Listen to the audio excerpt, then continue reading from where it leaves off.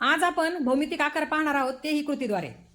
मी तुम्हाला काही आईस कांड्या दिलेल्या आहेत, तुम्ही त्यातून वेगवेगळे आकार बनवून दाखवायचे. चला, मला पहिल्यांदा चौकोन बनवून दाखवा.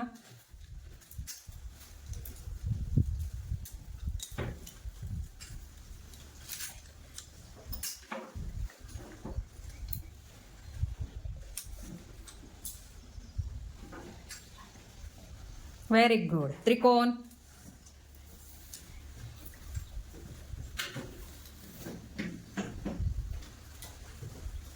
Very good. आयत.